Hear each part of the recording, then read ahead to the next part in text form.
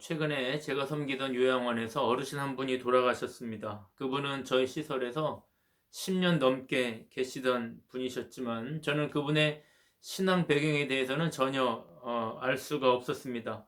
항상 예배에 오시고 예배가 끝나면 환한 얼굴로 방으로 돌아가시고 기도해드리면 말없이 미소만 짓던 분이시긴 했지만 오랫동안 치매를 앓으셔서 그분과 정상적인 의사소통을 할 수가 없었기 때문입니다. 늘 찾아오시는 보호자분이 바로 아드님이었는데 아드님도 술을 매우 좋아하셨고 또 간혹 저희 시설에 올 때에도 술을 드시고 오시는 경우가 종종 있어서 그분이 크리스찬일 거라거나 아니면 신앙 배경이 있을 거라고는 전혀 생각을 못했습니다. 그렇게 계시던 어르신이었기 때문에 임종 기도를 해드리면 유족들이 어르신을 모시고 가서 그분들의 뜻에 따라 장례를 치르면 될 거라고 생각하고 있었습니다. 그런데 임종한 이후에 그 아드님이 뜻밖의 말씀을 하시는 겁니다. 아내가 교회를 다니는데 기독교식으로 장례를 했으면 좋겠다는 겁니다. 더군다나 어머니도 요양원에 입소하기 전에 교회를 다녔다는 겁니다. 그런데 이제 요양원에 오시고 나서 우리 요양원에서 오랫동안 예배 생활을 했으니까 제가 이제 저에게 장례 집례를 부탁하시는 겁니다. 그때서야 저는 그 가족의 신앙 배경을 비로소 알 수 있었습니다. 며느님은 오랫동안 교회를 다니는 집사님이셨지만 코로나 등으로 인해서 교회 출석보다는 영상 예배로 예배를 드린다고 하셨고 남편 즉 고인의 아드님도 오래전에 교회를 다녔었는데 교회 안에서 크게 상처를 받아서 지금은 낙심자로 있다고 했습니다. 교회를 다니실 때는 집사 직분까지 서리 집사 직분까지 받았었다고 했습니다. 저는 그동안 아드님만 줄곧 봐왔기 때문에 과거에 그런 신앙 배경이 있었을 줄은 생각도 못했었는데 또 어르신은 치매가 있었기 때문에 의사소통이 안 되어서 이분이 그냥 예배 분위기가 좋아서 교회를 오시는 줄만 알았던 겁니다. 정성을 다해서 예배를 드리고 아드님과 가족들과 경건한 마음으로 장례 예식을 다 마치고 예배를 마친 후에는 아드님에게 술도 좀 줄이시고 이제 꼭 신앙생활을 회복하라고 권면도 해드렸고 또 아드님도 그러겠노라고 하면서 헤어졌습니다. 이방 종교의 방식으로 끝날 뻔했던 장례 예식이 너무나 은혜롭게 마무리되었습니다. 돌아오는 차 안에서 그런 생각을 했습니다. 인간은 갖가지 사정으로 교회를 떠나기도 하고 예배를 등한시하기도 하지만 하나님은 자기 백성에 대해서는 정말 집요하고 끈질기게 자기 백성들을 추적하고 계시는구나. 아주 집요하리만큼 하나님의 백성들에 대해서는 관심을 가지고 돌보고 계시는구나. 어르신이 우리 요양원에 와서 꾸준히 예배 생활을 할 수 있었던 것은 그리고 은혜롭게 이 장례 예배를 마칠 수 있었던 것은 다 하나님의 끈질긴 간섭 때문이었구나 하는 생각을 하게 됐습니다. 그러다가 집에 돌아와서 이번 주에 할 설교 본문을 찾아보니 성경을 펴보니 오늘 말씀이 나온 겁니다. 오늘 말씀 28절 29절을 제가 다시 한번 읽어보겠습니다.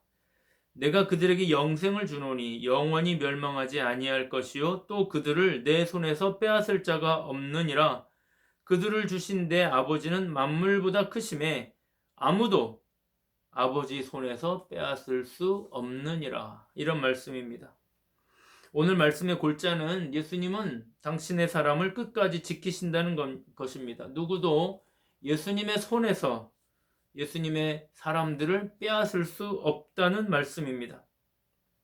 이 말은 지금 설교를 듣고 계신 여러분 중 누구도 예수님의 손에서 빼앗기지 않는다는 뜻입니다. 예수님의 추적은 오늘도 계속되고 있다는 뜻입니다. 예수님은 당신의 잃어버린 사람들을 반드시 다시 되찾아오는 분이라는 뜻입니다. 사랑하는 여러분, 오늘도 우리 주님이 우리를 돌보시고 우리를 지켜주시고 우리와 함께 하고 계시다는 것을 기억하기를 바랍니다.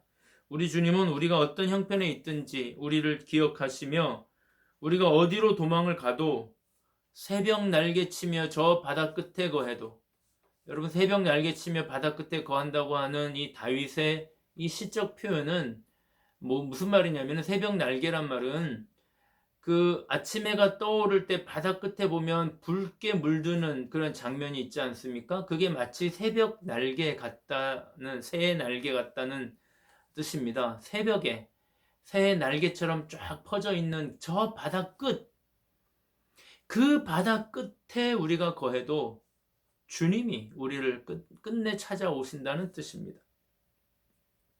사랑하는 여러분, 주님이 우리를 끝까지 추적하셔서 우리를 찾아내셔서 당신의 품 안에 우리를 안으신다는 사실을 잊지 말기를 바랍니다. 사랑하는 여러분, 분명히 기억해야 합니다. 우리가 이 땅을 살면서 우리를 지켜줄 거라고 생각하는 이 세상의 그 모든 것들은 아무짝에도 쓸모없는 것들입니다. 저는 외국 여행을 많이 하지는 않았지만 유럽의 몇 나라들과 또 아시아의 몇 나라들을 다녀온 적이 있습니다. 몇 안 되는 국가들을 다녔지만 참 많은 생각을 했었습니다.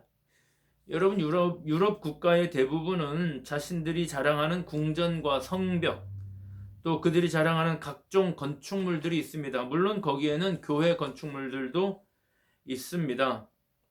아마 그 왕들과 권력자들은 그 웅장한 건물들을 지을 때 그것들이 영원히 자신들을 지켜줄 거라고 생각했을 겁니다. 여러분, 그러나 그것이 그들을 영원히 그들의 권좌에서 살 수 있도록 보장해 주었습니까? 그 권력자들은 지금 어디에 있습니까? 그들이 지었던 유물은 남아있지만 그들은 흔적조차 없이 그들의 이름조차 사라져 버렸습니다. 제가 부산에 살 때 미국 대통령이 한번 제가 사는 동네에 방문한 적이 있습니다. 그 당시 경비가 얼마나 삼엄한지 곳곳에 경찰 병력이 배치되었고 또 통행도 대단히 불편했습니다.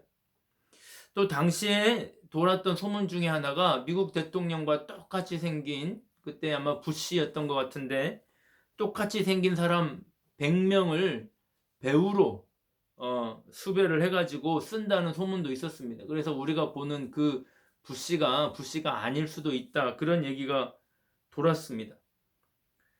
그러나 그렇게 철통 같은 경비를 하고 삼엄한 경비를 하는 미국 대통령도 무엇이 걱정되었는지 부산의 유수한 그 호텔들에 머물지 않고 바다에 미국 군대의 배를 띄워서 그 배에서 먹고 자고 했습니다. 미국 대통령이 얼마나 불편했겠습니까? 세계 권좌를 누리는 미국 대통령도 그 수많은 경찰들이 자신을 지켜주지 못한다는 것을 알고 있었던 겁니다. 그 삼엄한 경비도 미국 대통령을 평안하게 지켜줄 수가 없었던 겁니다. 그렇게 멀리 갈 필요도 없습니다. 당장의 우리나라의 권력자들은 어떻습니까? 그들도 구중궁궐을 짓고 성벽을 만들고 자신의 신복들을 가장 가까운 곳에 배치합니다. 우리나라의 초대 대통령은 이승만이었는데요. 초대 내각을 구성하면서 국회의사당에서 모든 백성이 보는 앞에서 기도로 집권을 한 사람입니다. 출발은 좋았는데 이분도 결국 3.15 부정선거로 권좌에서 내려오게 되고 결국 우리나라에 돌아오지도 못한 채 이역만리 타국에서 생을 마감해야 했습니다. 다른 권력자들도 마찬가지입니다. 유신 헌법을 만들면 그 헌법이 자신을 영구히 지켜줄 거라고 생각을 했겠지만 결국 자신의 가장 가까운 신복에게 목숨을 잃은 대통령도 있었습니다. 수많은 돈과 자신을 따르는 수많은 측근들이 자신을 지켜줄 것 같지만 결국 그들은 영원하지 않습니다. 언젠가 배신합니다. 그것들은 인간의 생명을 의탁할 만한 든든한 버팀목이 절대로 되지 못합니다. 이런 분이 계셨습니다. 우리나라 조선 왕가의 왕족으로 태어나신 분인데, 이분은 아마 조금만 일찍 태어났더라면 고종 대신에 황제가 되실 분이셨습니다. 이분이 좀 늦게 태어나는 바람에 왕의 족보가 고종에게로 넘어가서 고종이 우리나라의 황제가 되었는데, 이분이 이제 고종이 즉위를 하니까 나중에 이제 그 왕손의 모든 권리를 포기하고 일반 평민으로 삽니다. 그러다가 을사보호조약이 체결이 되니까 나는 왕손의 모든 특혜를 깨끗이 포기한다고 하면서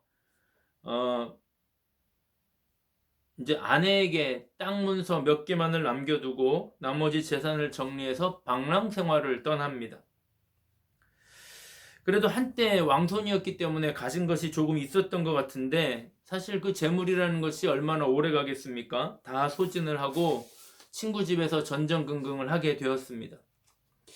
자신의 남편이 그렇게 친구 집에서 전전긍긍 지내고 있다는 말을 듣고 부인이 사람을 보내서 남편을 데려옵니다.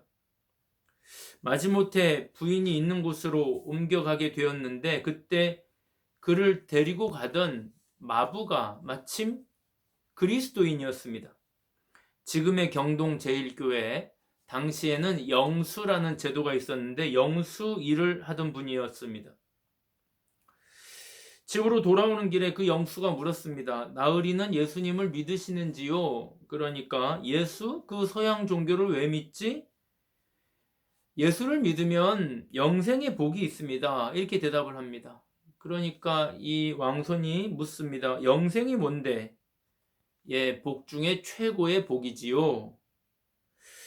그러니까 이 사람이 묻습니다. 아니, 그럼 자네는 예수를 믿고 최고의 복을 받았다고 하면서 여전히 마부 노릇을 하는가? 그러니까 이 마부가 대답을 합니다. 나으리, 예수를 믿는다고 하는 것은 마부 노릇을 하다가 때려치우는 것이 아니고 마부 노릇을 더 잘하게 되는 것을 말합니다. 이렇게 대답을 합니다.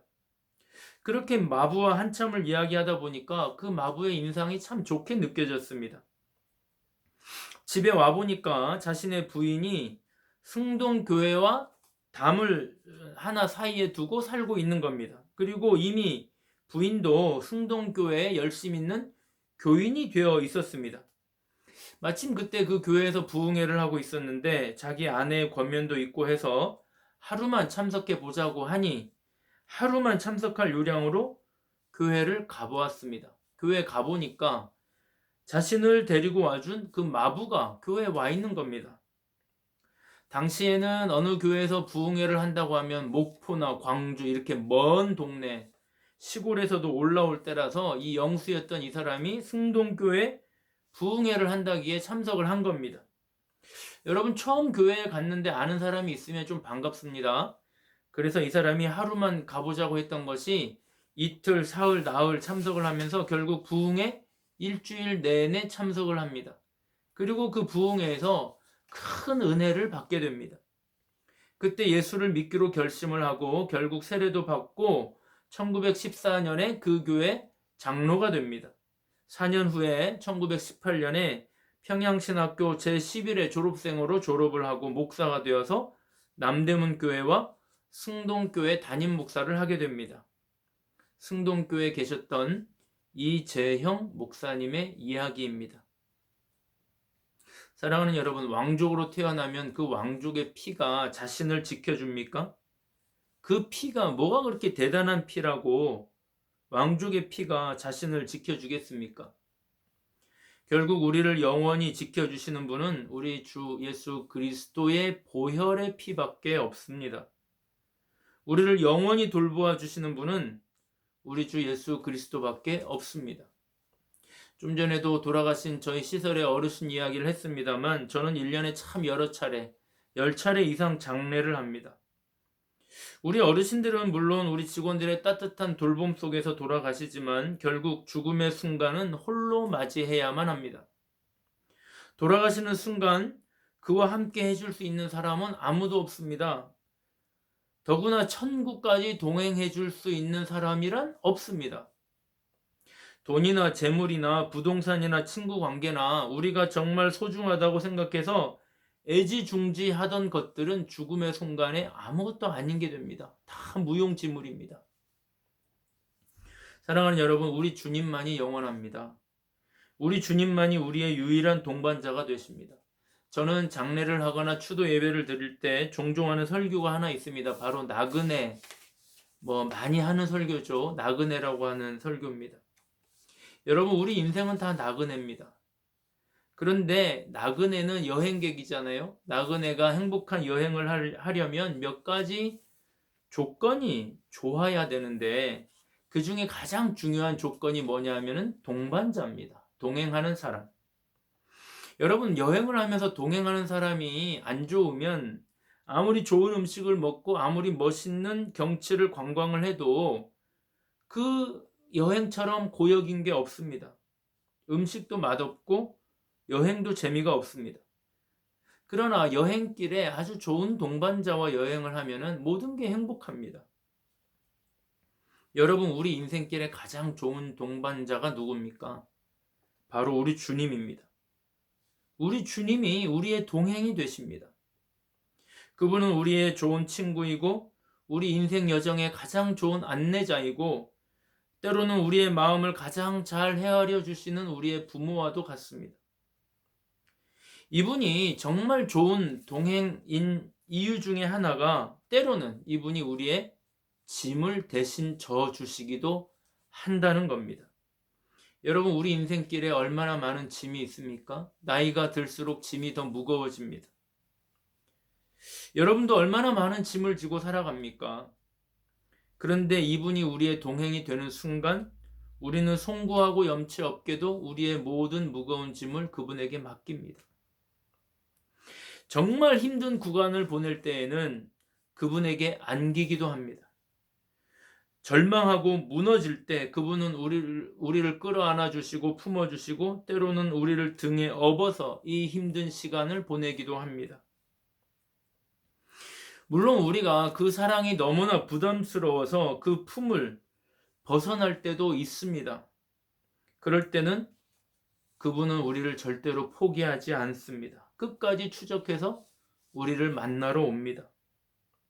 여러분, 얼마나 많은 영화와 소설들 그리고 실제 사건들 중에 잃어버린 자식을 찾는 부모 이야기가 나옵니까?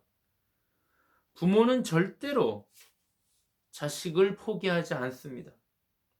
여러분, 사람이 양을 한 마리 잃어버려도 찾아내고 동전 하나를 잃어버려도 찾아내는데 자녀를 잃어버린 부모는 얼마나 애타는 심정으로 그 자녀들을 찾으시겠습니까? 우리 주님이 그렇습니다. 여러분, 지금 이 설교를 듣고 있다는 사실은 무엇을 증명하는 겁니까? 여러분은 지금도 주님이 추적하는 레이더망 안에 있다는 뜻입니다. 지금 이 설교를 듣고 계시다면 당신은 주님이 택하신 주님의 사람이 분명합니다. 제가 일전에도 말씀을 드렸지만 우리나라의 재소자를 위해 평생을 사셨던 헌신하셨던 장로님 두 분이 있는데 한 사람은 박효진 장로고 한 사람은 김신웅이라고 하는 장로님입니다. 이 장로님은 재소자들과 36년을 한결같이 지내신 분인데 제가 전에도 말씀을 드렸었는데 날마다 교도소로 출근하는 수의사 이런 책도 쓰신 분입니다. 원래 직업이 수의사니까요. 오늘은 이분의 부모에 대한 이야기를 좀 할까 합니다. 이 김신웅 장로님의 어머니는 청도 부잣집의 믿음 좋은 18살 처녀였습니다. 이 18살 처녀가 어느 날 옆집에서 열리는 혼례식을 구경하고 있었습니다. 이 주례하는 사람이 신랑 입장 이렇게 외치니까 30살 안팎의 예복을 입은 신랑이 하객들 앞으로 걸어 나옵니다. 신랑의 외모는 모든 사람의 관심사였기 때문에 예의주시하게 되죠. 신부는 또 얼마나 설레고 사람들은 얼마나 궁금했겠습니까?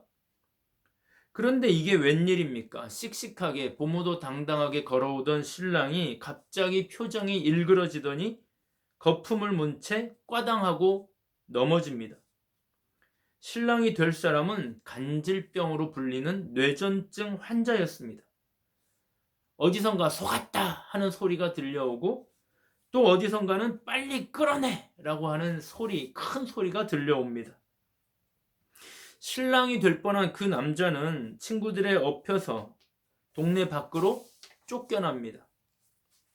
하객들은 마치 못 볼 꼴을 본 것처럼 재수 없다는 표정으로 집으로 돌아가고 신부 측 부모는 신랑 측 부모에게 어떻게 이렇게 깜쪽같이 쏘일 수 있느냐면서 거세게 항의를 합니다.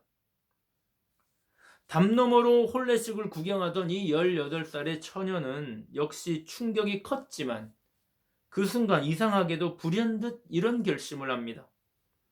간질병으로 소문나게 된 저 총각은 이제 결혼할 사람이 없게 되었다. 내가 아니면 저 사람은 평생 결혼할 수 없을 거다. 평생 보살피고 내가 돌봐줘야 되겠다는 생각이 갑자기 드는 겁니다. 이 처녀는 개성 마씨 집안의 아주 부잣집 아가씨였습니다. 그런데 그 남자는 유복자로 태어나서 다 쓰러져가는 초가집에서 사냥 서너 마리를 키우면서 젖을 짜서 겨우 연명해가는 가난하고 초라한 시골 청상과부의 외아들이었습니다. 결혼을 결심한 이 아가씨가 부모에게 자기 생각을 말씀드립니다. 딸의 얘기를 들은 부모가 찬성할 리가 없지 않습니까? 극구 반대를 합니다. 미쳤냐고 소리를 지르면서 18살 나이에 어디 한두 살이나 연상인 사람이 아니라 12살이나 연상인 저런 질환병 환자에게 시집을 가겠단 말이냐며 협박을 하고 어르고 달래고 해봤지만 이 아가씨의 마음은 요지부동이었습니다. 아마 이 김신웅 장로님의 고백에 의하면 아마 그때 하나님의 긍휼의 마음이 자신의 어머니를 감동한 것은 아닐까, 그런 얘기를 했습니다. 그렇게 해서 결혼을 했는데 그 부부에게서 나온 아들이 바로 김신웅 장로였던 겁니다. 이 김신웅 장로도 평생을 긍휼의 마음으로 재소자들을 돌봤던 겁니다. 이번 주는 대림절 둘째 주입니다. 긍휼이 풍성하신 우리 주님이 정말 나약하고 힘이 없고 어떻게 살아야 할지 몰라 허둥대는 우리를, 죄와 죄책감과 삶에 대한 두려움으로 가득 찬 우리를 돌보시기 위해서 우리를 기억하셔서 이 땅에 오시는 계절입니다. 우리를 소생시키고 우리에게 힘을 주고 우리를 회복시키기 위해서 이 추운 계절에 우리 주님이 우리에게 오십니다. 이 땅에서 붙잡을 만한 것이 전혀 없는 우리에게 든든한 동아줄이 되어주시기 위해서, 아무 의지할 것이 없는 우리에게 의지할 바위가 되어주시기 위해서, 아무도 품어주지 않는 우리에게 따뜻한 품이 되어주시기 위해서 이 겨울에 우리 주님이 오십니다. 우리 주님을 온 마음으로 영접하며 이 추운 겨울 주님과 동행하시기를 축복합니다. 사랑하는 여러분, 기억하기를 바랍니다. 우리에게는 아무것도 없지만 우리 하나님이 계십니다.